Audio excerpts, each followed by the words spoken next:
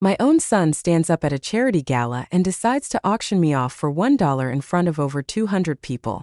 I sat there at table 12 while everyone stared at me with pity. Alistair was smiling at the microphone like he just told the funniest joke.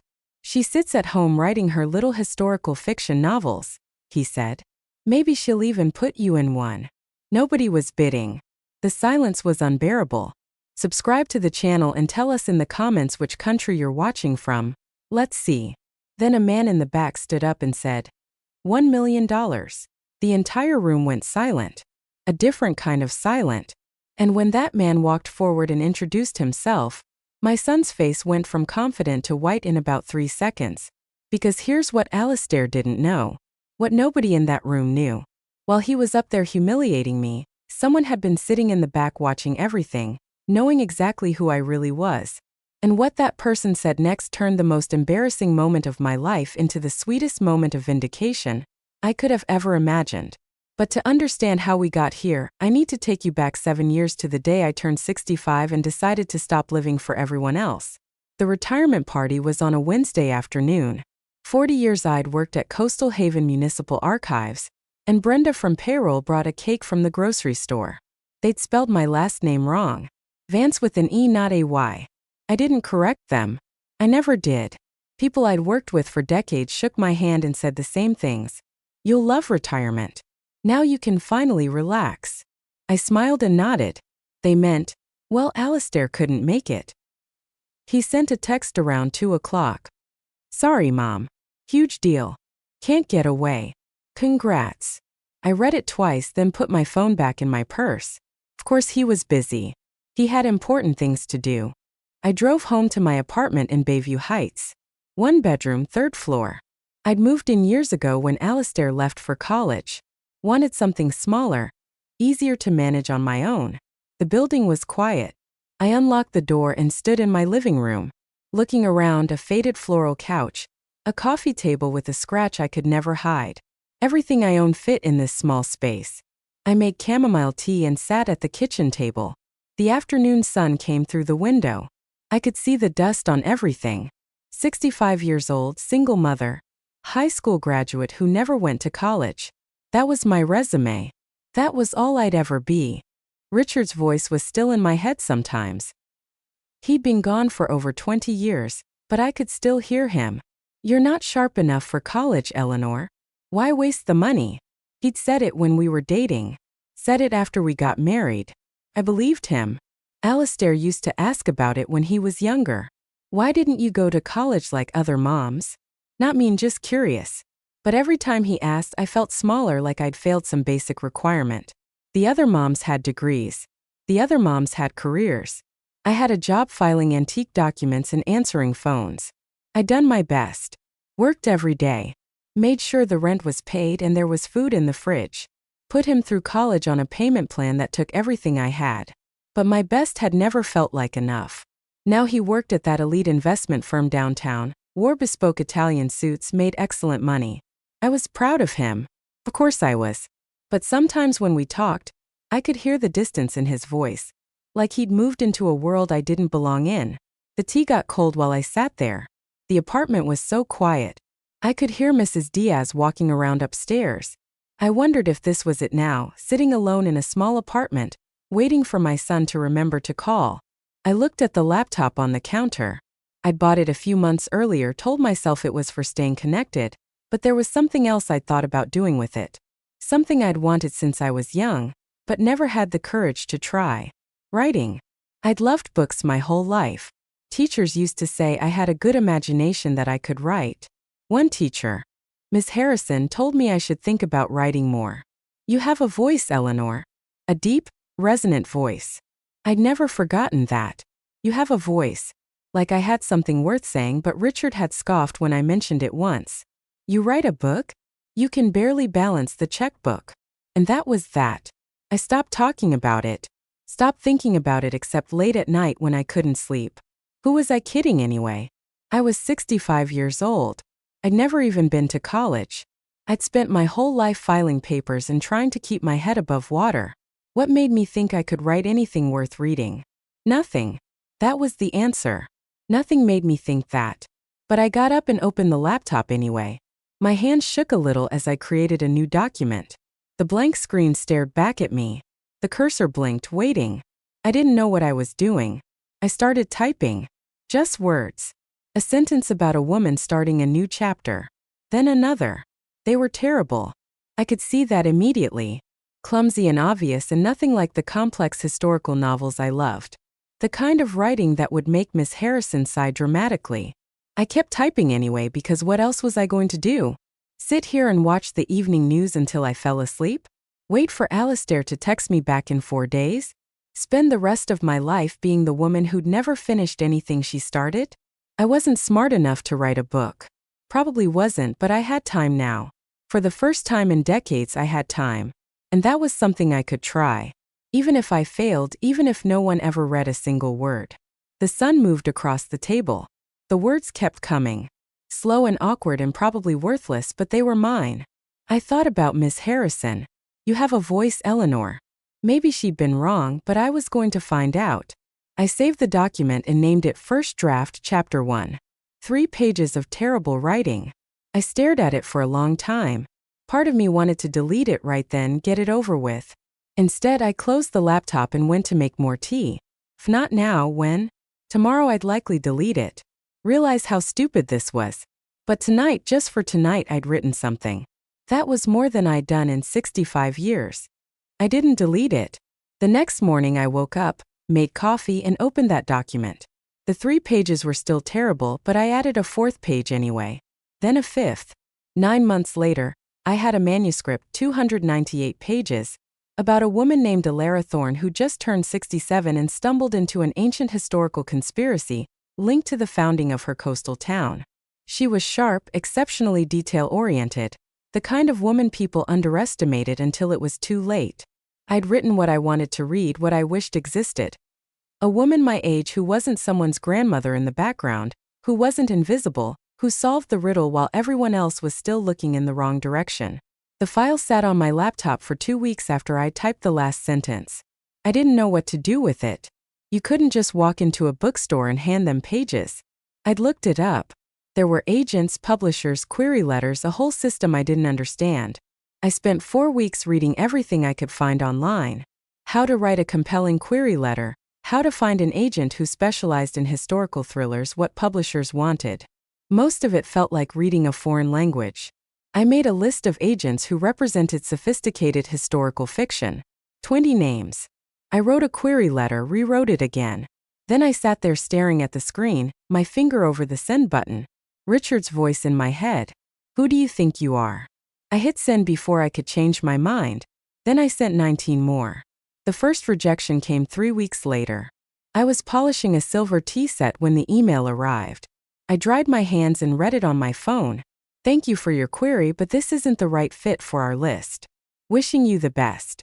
I sat down at the kitchen table and cried. Just sat there with silver polish still on my wrists and cried like someone had died. Alistair called that week. I almost didn't tell him about the rejection, but I wanted someone to understand what it felt like. I got a rejection today, I said. From a literary agent. A rejection? He paused. Mom, I don't want to be harsh, but maybe this is a sign. You're 67 years old. How many 67-year-olds get book deals? The publishing world is pretty cutthroat and they're looking for young, fresh voices with huge social media presence. Miss Harrison always said I could write. Yeah, when you were 17. That was 50 years ago. Look, I'm just being realistic here. Maybe it's time to find a hobby that's more sustainable.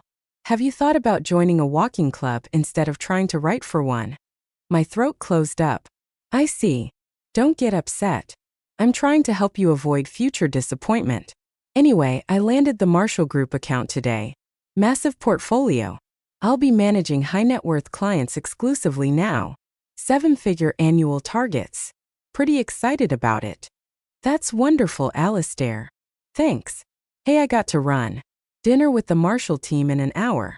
These things wait for no one. You understand. He hung up before I could say goodbye. The second rejection came 5 days later. Then the third, then the 10th. I stopped counting after the 12th one. They all said basically the same thing. Not right for us. Not what we're looking for. We'll pass. By the 25th rejection, I was staring at the delete button on my manuscript file. My cursor hovered over it. One click and it would be gone. I could pretend I'd never tried, never failed.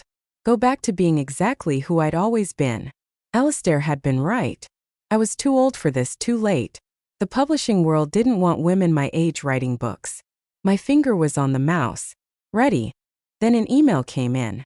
The subject line said, "Full manuscript request. History/thriller." I blinked. Read it again. Harborview Publishing. A small independent publisher I'd queried 6 weeks ago. They wanted to read the whole manuscript, not just the sample pages. I sat there shaking. Read the email 5 times to make sure I wasn't misunderstanding. They wanted to read my book. I sent the manuscript that night. Then I waited. Every day I checked my email 30 times. 40. The publisher's website said they responded within 10 to 14 weeks. I counted every single day. 2 months and 4 days later, another email arrived. "Dear Miss Vance, we would like to offer you a publishing contract for your manuscript, The Coastal Cipher." I read that line until the words stopped making sense. Then I read it again.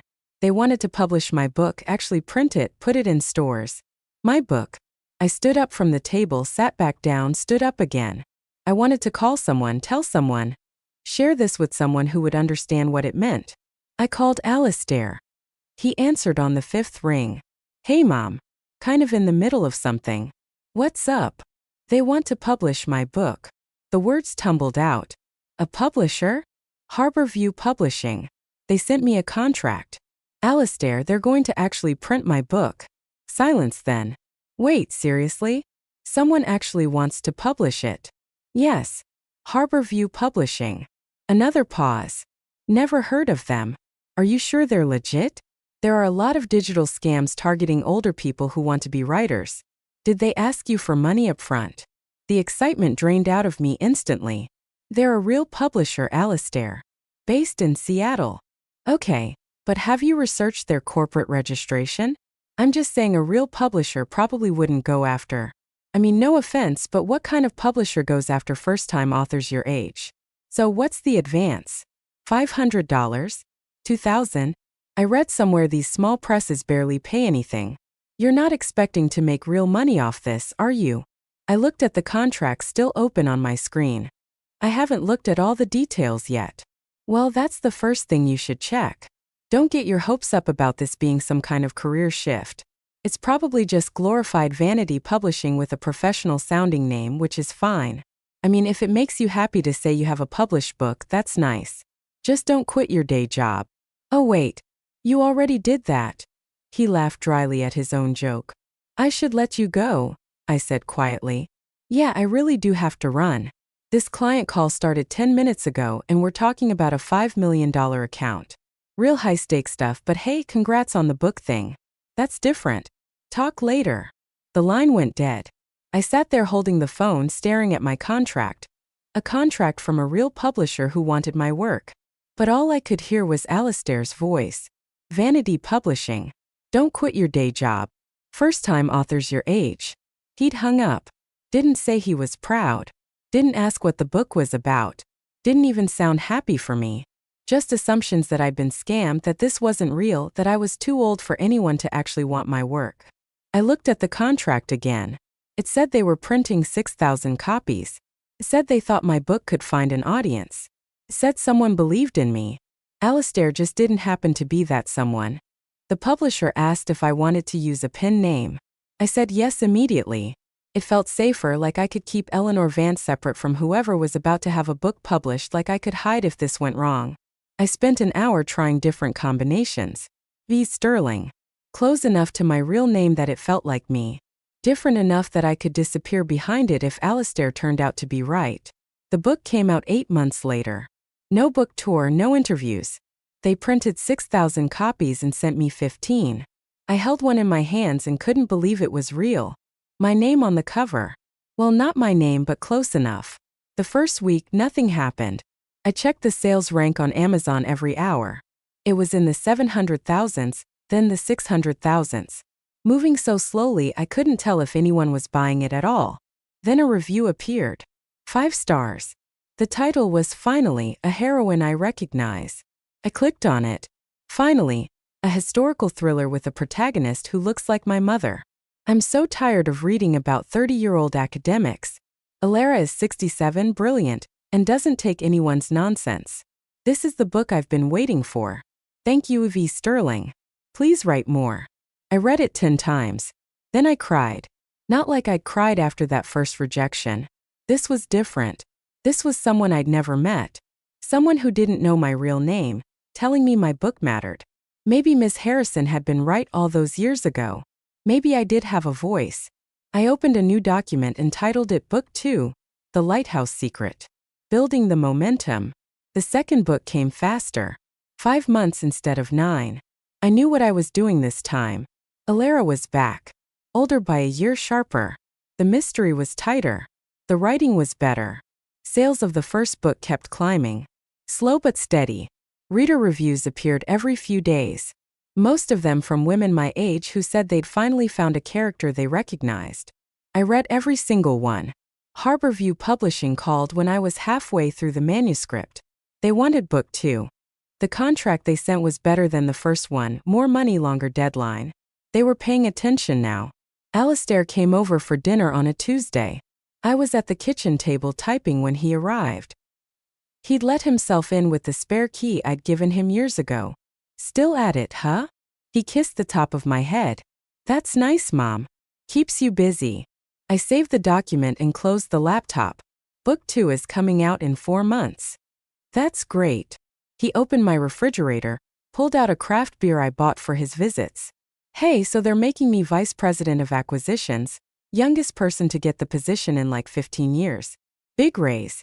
Private corner office next month. Alistair, that's wonderful. Yeah, it's pretty huge. Mr. Sterling told me I'm on the accelerated partner track if I keep this up. We're talking serious 8-figure money in a few years. He talked about his accounts through dinner, the clients he was landing, the deals he was closing. I listened and nodded and asked questions. He finished his beer and stood to leave. Wait. I wanted to tell you about the book launch. The publisher is doing an event at a small independent bookstore in Laguna Beach. Small thing, but they're going to have copies for sale. He cut me off. That's really cool, Mom. Text me the details and I'll see if I can make it. I've got a crazy few weeks coming up. He was already at the door checking his phone. Thanks for the lasagna. I'll text you later. He didn't text later. For months later, Alistair showed up at another Tuesday dinner with someone new. Her name was Victoria. She had sleek, dark hair and wore a sharp, tailored coat even though it was just dinner at my apartment. She shook my hand instead of hugging me. It's so nice to finally meet you, Eleanor. Alistair talks about you all the time. We sat at my kitchen table. I'd made my famous pot roast, the one dish I knew how to make perfectly. Victoria picked at it politely while Alistair ate 2 generous helpings. Alistair mentioned you, right? Victoria said, trying to be engaging. That's so sweet. What genre? Cozy mysteries. Historical thrillers, actually. Focused on forgotten female figures. Oh. She laughed lightly. Same thing, right? Stories. I opened my mouth to explain the vast difference in research and complexity, but Alistair was already talking about the private vineyard tour they tried last weekend. Victoria's hand rested on his arm while he talked. She laughed at his jokes, a sharp, sophisticated sound. She belonged to the world he'd built, the one where I was his mother who wrote little books. I cleared the plates. Alistair and Victoria left 20 minutes later. She hugged me at the door, quick and polite. You have such a sweet, cozy little place. Very charming. Book 2 came out the next week. The sales were stronger than the first book. It climbed into the top 7,000 on Amazon within 3 days. The reviews kept coming. More emails, more women thanking me for writing Alara. One email arrived on a Sunday morning. I was drinking coffee, still in my robe. Dear V. Sterling, I'm 71 years old. 4 years ago, my husband passed and I thought my life was over. I truly believed I was just waiting to die too. Then I found your books. Alara's my age. She's smart and capable and doesn't let anyone dismiss her. Your character showed me I'm just beginning my best chapter. Thank you for giving me hope. Please keep writing. We need you.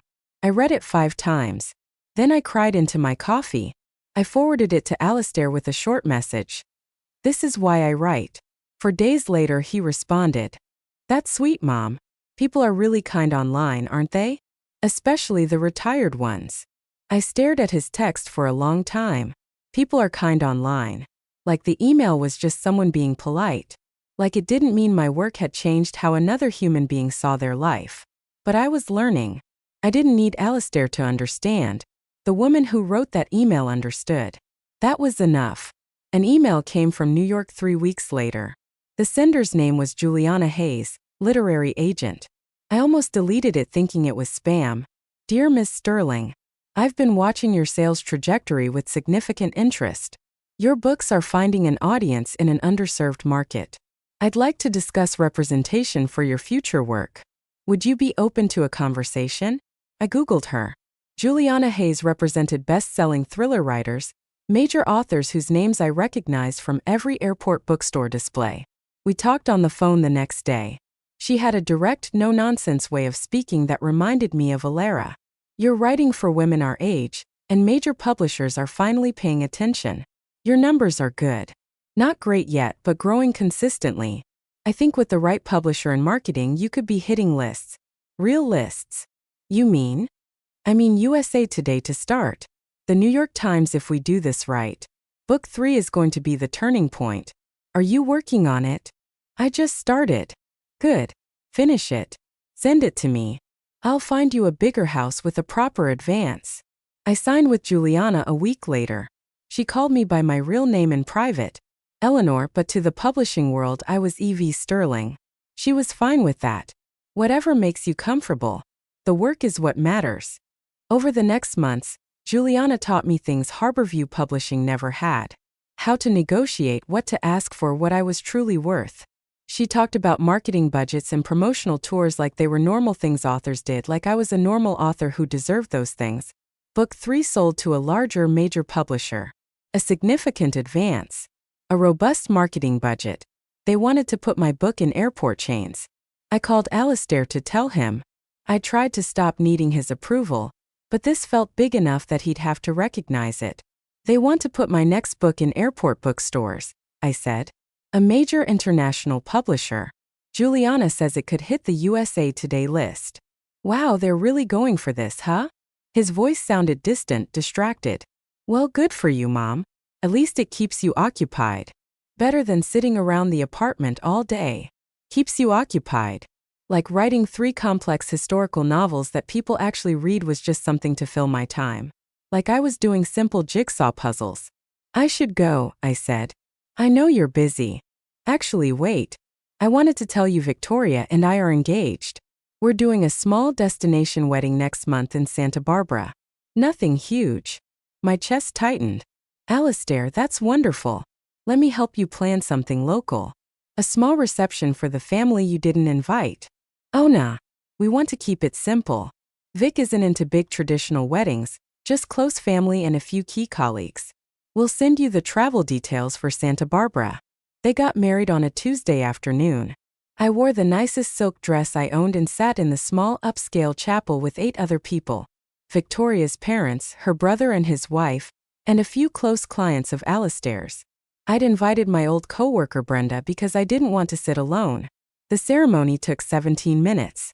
Afterwards, Victoria's parents hosted an exquisite dinner at a private villa. White linen tablecloths, imported wine I couldn't pronounce.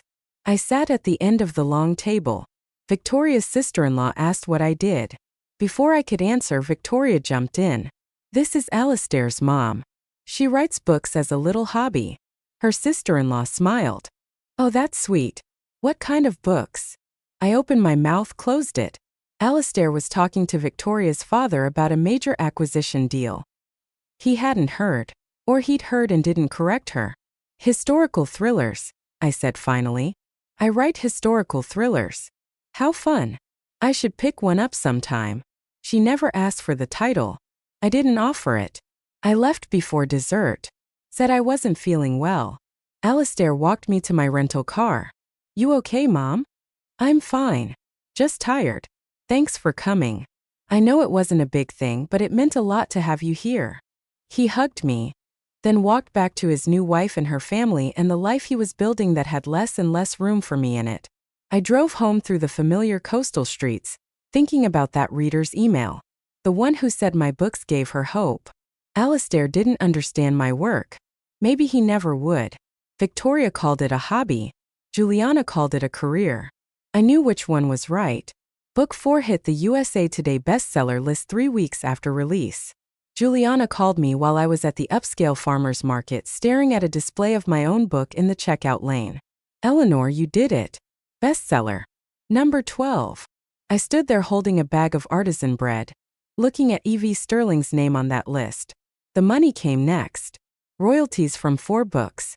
Foreign rights in 21 countries. Premium audiobook sales. My accountant called about estimated taxes. The numbers on the screen didn't look real. Over $900,000 in the past year. I'd made more writing in 12 months than I'd made in a decade of filing archives. The anxiety about money started to ease. Reader emails came every day now. Women my age, older, younger. They wrote about feeling dismissed, about reading Alara and feeling visible for the first time. I answered every single one. The confidence that had been growing settled in my bones. I was a writer. A real writer with 4 published books and a 5th one due in 2 months. Book 5 was different. Darker. Alara was 70 now, the same age as me. She'd lost someone close to her and was questioning everything. The words came hard, but they came true. I was deep in chapter 14 when my phone rang. Alistair's name on the screen. I let it go to voicemail, called him back an hour later when I'd finished the pivotal scene. "Hey Mom. Did you get my message? Sorry, I was writing. What's up? I need your help. Huge favor. Like, critically important." Something in his tone, that mix of frantic need and entitlement, made me save my document. "What kind of favor?" "The firm is doing our annual leadership charity gala. It's enormous this year. We're raising money for a new youth financial literacy initiative, and I'm heading up the whole production. Mr. Sterling, the CEO, is going to be there, all the senior partners. I'm up for the highly coveted managing director position. So this has to be flawless." "That sounds incredibly important. What do you need?" "Honestly, everything. Vendor coordination, seating charts, day of management. It's in 3 weeks and I'm drowning. Vic is totally slammed with this huge marketing campaign at work. And I thought, you're home anyway. You're not busy, right? I mean, just writing. This is really important for my career, Mom." I looked at my laptop. Chapter 14 was half done. My deadline was 10 weeks away. Juliana had mentioned important meetings coming up. A potential film rights opportunity she wanted to discuss. I have a deadline in 10 weeks, and Juliana has some key meetings scheduled. 10 weeks is plenty of time. This is just 3 weeks of organizing. Come on, Mom. I really need you. The old pull, the familiar weight. He was using the same emotional blackmail, but wrapping it in professional urgency. "Of course, honey. What do you need?" I heard myself say, the familiar word escaping before I could stop it. He exhaled loudly in relief. "Everything, honestly. Can you come by tomorrow? I'll give you all the binders. Vendor lists, budget spreadsheets, the seating chart template. You're so good at organizing this kind of archival stuff." We hung up. I sat at my kitchen table looking at the documents still open on my screen. Chapter 14 could wait a day. 3 weeks wasn't that long. I'd finish book 5 after the gala. Alistair needed me. The next 3 weeks blurred together. I called florists about extravagant centerpiece options, coordinated with caterers about multiple dietary restrictions, created seating charts for 250 guests, moving names around until Alistair approved, confirmed the venue, the parking, the complex staging requirements. I followed up with the printing company about the emboss programs, checked and rechecked the timeline for the evening. Juliana called in week 2. "Eleanor, we need to talk about these meetings you keep rescheduling. There's significant time-sensitive interest in your work right now, the film rights specifically. You're missing important opportunities." "I know. I'm so sorry. It's just 1 more week. Family commitment. After the gala, I'll be fully available again." She sighed. The kind of sigh that said she'd had this conversation with other clients who'd made the wrong choice. "All right, but you're turning down interest that could be worth tens of millions." I hope this is truly worth it. I didn't ask what the interest was. Didn't have time. Alistair needed updated numbers for the donations tracker. The caterer had urgent questions about the specialty vegan options. The venue needed final headcount approvals. Victoria stopped by one afternoon while I was on the phone with the event decorator. She let herself in, set her designer purse on my counter. "Still working on the gala stuff?" she asked when I hung up. "Just confirming the placement of the ice sculptures." "That's great. I mean, you're home all day anyway, right? It's not like you have a real office commute to deal with." I looked at her expensive handbag and her silk blouse and her nails that someone else had painted. "I have deadlines, Victoria, for my books." "Oh right. Your books." She smiled patronizingly. "Alistair really appreciates this. You know, he's so stressed with the real work, the client acquisition, the market analysis. This helps him out a lot. The real work as opposed to my books, which were apparently not real work." She left before I could figure out what to say. Alistair called that night. I was trying to write, staring at chapter 14 with no idea what came next. I'd been away from it for 12 days, and the narrative thread had gone cold. My creative well was dry. "Mom, the seating chart is wrong. You have the Blackstone group at table 9, but they absolutely cannot sit near the Sorensen Foundation. There's massive legal tension there. Can you fix it, Alistair? I'm truly trying to write tonight." "Not really. I need to send the final chart to the venue by morning. It'll take you like 10 minutes with your software." He wasn't asking. He was telling me this was more important than whatever I was doing. "I'll fix it tonight." "Thanks. You're a lifesaver." "Oh, and the AV team keeps calling me about the custom lighting package. Can you just be the point person for that? I don't have time for lighting details." "Sure. Thanks, Mom. I got to run. Client dinner. Talk tomorrow." He hung up. I closed my manuscript and opened the seating chart. My publisher emailed the next day. "Eleanor, we need the manuscript. Are you on track for the deadline?" I looked at chapter 14. Still unfinished. 6 more chapters to go. 10 weeks until deadline. The math wasn't working. "Yes, almost done," I replied. I wasn't almost done. I wasn't even close. I was utterly exhausted. 1 week before the gala, I spent all day at the venue coordinating final setup, where the elaborate registration desk would go, how the projection screen would be positioned, where to place the donation display. The event coordinator had questions every 15 minutes. I got home at 8 o'clock, opened my laptop, stared at the words on the screen. Nothing came. My brain was full of seating charts and vendor confirmations and Alistair's voice saying this was absolutely critical for him. I hadn't written in 5 days, the longest gap since I'd started book 5. The venue coordinator called with another question. I answered it, closed the laptop, made tea I didn't drink. I was at the venue again the next afternoon, checking on the custom lighting package when I heard voices in the hallway. Alistair and Victoria. I was about to call out to them when Victoria's voice carried through the corridor, sharp and amused. "At least your mom has something now with her books. Remember when she was just nobody?" I stood there holding my clipboard, the lighting manifest in my hand, my son's voice responding with a muted, uncomfortable laugh that confirmed he agreed. Nobody. That's what Victoria thought I'd been. Nobody.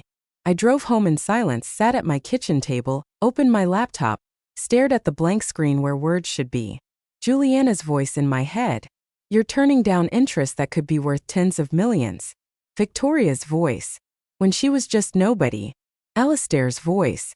"You're not busy, right? Just writing." I looked at the calendar. 4 days until the gala. Then I could go back to my life. Back to Alara in chapter 14 and being Evie Sterling instead of Alistair's mom who had nothing better to do. After the gala, I told myself after the gala I'd set boundaries. I'd say no. I put my work first. I'd been telling myself that for 3 weeks. I closed the laptop without writing a single word. The gala was on a Saturday night at the prestigious Ocean Crest Hotel in Coastal Haven. The venue I'd spent 3 weeks coordinating, the flowers I'd ordered, the seating chart I'd rewritten 7 times, the timeline I'd created down to the minute. I arrived at 7, an hour before guests. Alistair was there with Victoria, both of them in formal wear. He looked sharp in his tuxedo. Important, like someone who belonged in rooms like this. Mom, you made it. Everything looks perfect. You did an amazing job. I was wearing a dark sapphire dress. Simple, elegant enough for the venue. Victoria's eyes swept over me once. She didn't say anything. Neither did Alistair. 250 guests arrived over the next hour. Crystal chandeliers overhead, white tablecloths, centerpieces with rare, exotic orchids. It really did look perfect. Mr. Gregory Sterling, the CEO, arrived with his wife, Mrs. Evelyn Sterling. I recognized him from the photos Alistair had shown me. Silver hair, expensive, tailored suit. Alistair's entire future walking through the door.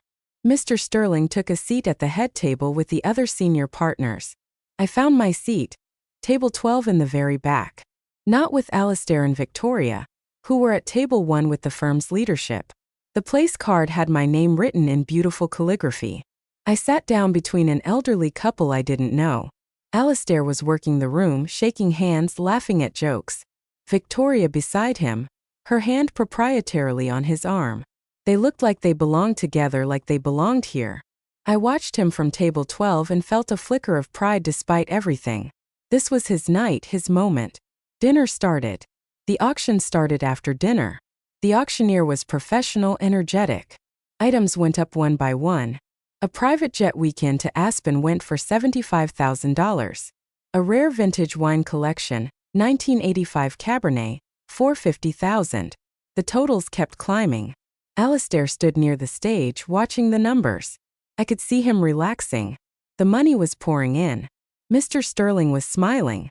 The partners were pleased. Alistair was loose now, joking with people at his table. I saw him lean over to Victoria, whisper something. She laughed, nodded, said something back. He looked around the room with this satisfied smile. Everything was going perfectly. Then he stood up, walked toward the microphone. Something in the way he moved made my chest tighten. That confident swagger. The grin on his face. He grabbed the microphone, tapped it twice. Ladies and gentlemen, I have a special last-minute item. I knew right then. I knew something bad was about to happen.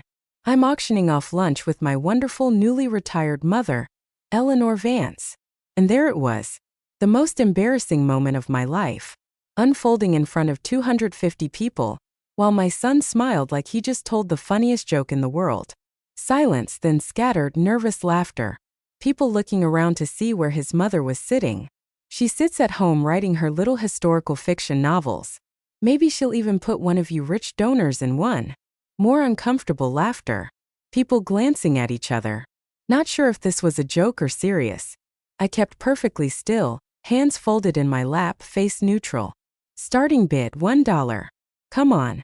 Who wants to have lunch with my mom? The home-based novelist. Complete silence now. No one was bidding. No one was laughing anymore. People were looking at me with something like pity.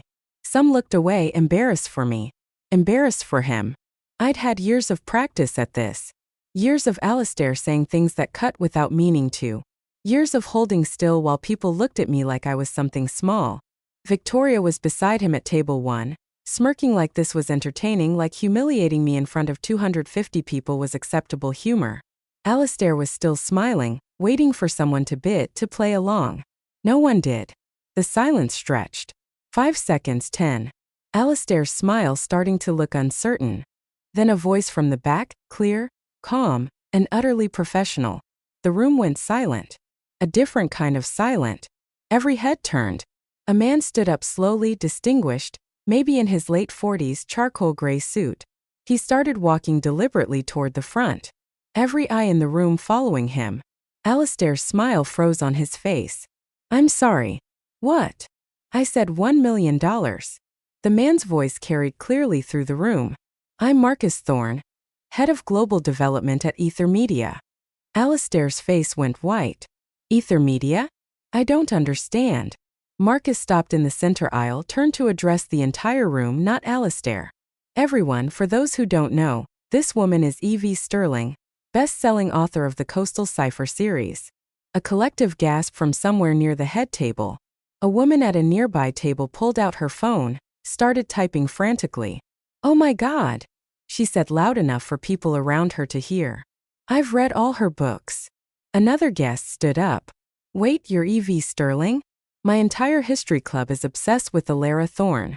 The Coastal Cipher series, Marcus continued, his voice calm and professional. Miss Vance, I've been trying to reach you for 2 months about a significant opportunity. He turned to look directly at me. We want to adapt the Coastal Cipher series.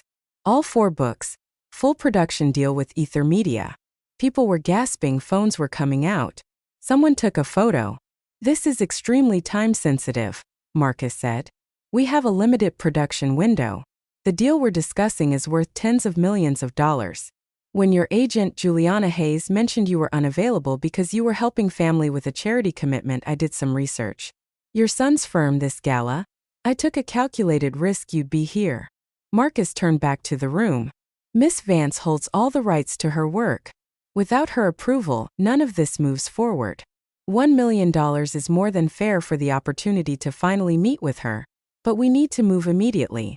Every day we delay, we risk losing our key production slot.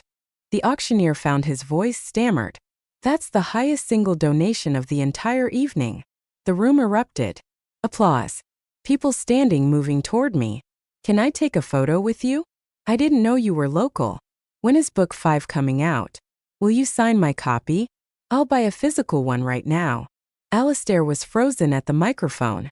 Victoria had gone completely white beside him, staring at Marcus Thorne. Mr. Sterling, the CEO, was watching Alistair. The look on Mr. Sterling's face wasn't pride.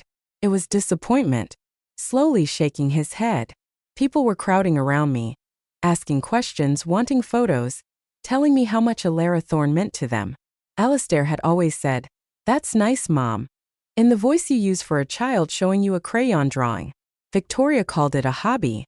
I was too old, too late, doing something that wasn't real work. And now 250 people knew my name. A woman my age grabbed my hand. Her eyes were wet. You made me feel visible again. Thank you. I'd spent most of my life invisible. To Richard, to Alistair, even to myself sometimes. But not to these people, not to the readers who wrote me emails. Not to the women who saw themselves in Alara. Alistair was still standing at the microphone, watching this, finally seeing what I'd been trying to tell him. Mr. Gregory Sterling stood up from the head table, walked over. The crowd parted for him. Miss Vance, he said, extending his hand. I just learned you're E.V. Sterling. My wife Evelyn is a huge fan of your work. She's read all 4 books. I had no idea Alistair's mother was you. My son hadn't told him. Hadn't mentioned it because to Alistair what I did wasn't worth mentioning. I use a pen name, I said calmly. It keeps things separate. Mr. Sterling shook his head slowly. We would have been honored to have you at our table. A best-selling author, an Ether Media deal. This is truly remarkable. Remarkable. Alistair had called it keeping me occupied. My wife tells me book 3 completely changed how she saw herself after she retired. Mr. Sterling continued. She felt overlooked. Your character gave her hope. I could see my son across the room, watching his boss shake my hand, watching me be someone he'd never bothered to see. Mr. Sterling's wife, Evelyn, appeared beside him, beaming. Miss Vance, I can't believe it's you. I've read all 4 of your books. I finished book 4 last month. Alara is magnificent. You've been sitting here all evening, and Alistair never told us. She glanced toward Alistair. Her voice cooled significantly. Your son is very fortunate to have you. Marcus appeared beside me. Miss Vance, shall we find somewhere quieter to talk? The production timeline is aggressive. I looked around the room one more time. At the people still wanting to talk to me, at Victoria, pale in her chair, at Alistair standing alone where he'd humiliated me 10 minutes ago. Yes, I said. Let's talk about my books. Not my little mystery novels. Not my hobby. My books. I walked toward the exit with Marcus, past Alistair's table, and made myself look at him. He looked back at me like he'd never seen me before, like I was a stranger. Maybe I was. Maybe I'd been a stranger to him all along, and he just never bothered to notice. The cool night air hit my face as we stepped outside. Marcus was already talking about production schedules and casting ideas. But I was still thinking about that room, about Alistair's face, about Mr. Sterling's disappointment, about people finally seeing me, about feeling visible for the first time in my life. I talked with Marcus for an hour outside the venue, discussing production timelines, casting ideas, and complex rights negotiations. He was professional, enthusiastic, and respectful. This was real. This was happening. When I got home, my phone had 19 missed calls, 14 texts, and an email from Juliana saying, "Call me immediately." We did it. I left the phone off and went to bed. The next morning, I sat at my kitchen table with coffee, laptop open but not writing yet. My phone was still off. I wasn't ready to look at the messages. Wasn't ready to process what had happened. The doorbell rang at 9 o'clock. I looked through the peephole. Alistair. He was wearing jeans and a t-shirt, not his work clothes. His eyes were red. He looked like he hadn't slept. I opened the door, didn't say anything, just stepped back to let him in. He came inside, stood in my living room, the same living room where he'd eaten dinner 100 times, where he'd dismissed my work, where Victoria had called my apartment cozy. I sat at the kitchen table, waited. He sat across from me, opened his mouth, closed it, tried again. "Mom, he stopped, started over. "Mr. Sterling pulled me aside after you left." He was furious. I didn't say anything, just slowly stirred my coffee. He asked me how I could speak about my own mother that way in front of high-value clients, in front of everyone. Alistair's voice was rough. He said it showed poor judgment, poor character, that the way someone treats their family says absolutely everything about who they really are. He called me in first thing this morning and told me the promotion is on hold indefinitely. I thought I was being funny. I thought it was just a harmless joke. His voice cracked. But it wasn't harmless. And your work isn't something to joke about. It never was. I set my cup down quietly. No, Alistair. It's not a hobby. It's my career. It's who I am. His eyes filled with tears. Ether Media. $1 million donation. USA Today bestseller. And I called your work little historical novels in front of everyone. I auctioned you off for $1 like you were nothing. You gave up everything for me, he continued. Working all those years to put me through school, sacrificing your own dreams, your whole life. And I treated your success like it was nothing, like it didn't count because it wasn't what I do. You did, I said quietly. I tried to tell you. You never actually listened. I'm so sorry. He was crying now, truly distraught. I don't have an excuse. I was stupid and selfish and I hurt you. I am so deeply sorry, Mom. The old pull was there, the instinct to smooth this over, to say it's okay, to make him feel better, to be the mother who fixed everything. But it wasn't okay and I wasn't going to say it was. I love you, I said. I'll always love you, but things have to change between us. He leaned forward urgently. Anything. Tell me what you need, please. I took a breath. I need you to stop expecting me to drop everything when you call. I have deadlines that are worth millions now. I have meetings that matter. My work is real work, Alistair, not something to fill my time. He nodded quickly, wiping his eyes. I need you to actually listen when I talk about my work, not just nod politely and change the subject back to your life. And I need you to understand that I'm not just your mother. I'm Eleanor. I'm V. Sterling. I have my own life that doesn't revolve around you. You're right, he said. All of it. I'll do better. I swear I'll do better. You have a chance to prove that, I said. But I'm done sacrificing myself to make your life easier. Those days are over. Can I make this right? His voice was small. Can we fix this? We can try, I said. But you have to actually try, not just say you will. He nodded, hesitant. Vic wanted to come too. She's ashamed of how she treated you. She's been crying since last night. She can call me when she's ready, I said. But you came here first. That means something. I smiled a little. Start by reading one of my books. Actually reading it, not skimming, not pretending. Actually read it, and tell me what you think. He laughed through his tears. I'll read all 4. I should have read them a long time ago. I should have been your biggest supporter instead of your biggest critic. Yes, I said. You should have. We sat there for a minute. Then he stood. I stood too. He hugged me. It felt different this time, like something had shifted, like a boundary had been drawn, and we both knew it was there. I love you, Mom. I love you too. He left. I watched him walk to his car from the window, watched him drive away. Then I sat back down at my kitchen table, Opened my laptop. The book 5 manuscript was still there. Chapter 14, the one I hadn't been able to finish because I'd been too exhausted from planning his gala. An email from my publisher was waiting. Eleanor, everything okay? Just checking in on deadline. I wrote back, need 2 more weeks.